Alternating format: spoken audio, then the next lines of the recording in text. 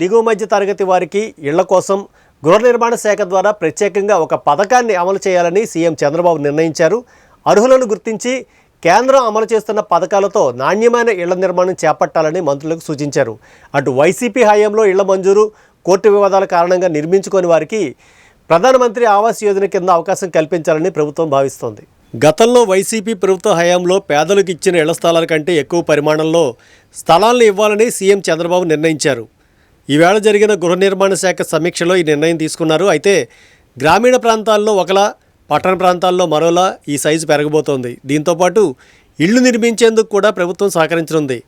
రాష్ట్రంలో గత వైసీపీ ప్రభుత్వంలో పట్టణ ప్రాంతాల్లో పేద ప్రజలకు సెంటు చొప్పున, గ్రామీణ ప్రాంతాల్లో సెంటున్నర చొప్పున ఇళ్ల స్థలాల నిర్మాణం కోసం భూమిని నవరత్నాల పేరిట పేదలందరికీ ఇళ్ల పథకం కింద ఇచ్చారు.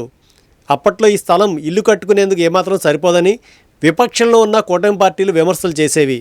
ఇప్పుడు కూటమి ప్రభుత్వం అధికారంలోకి రావడంతో వీటిని రెట్టింపు చేస్తూ నిర్ణయం తీసుకున్నారు.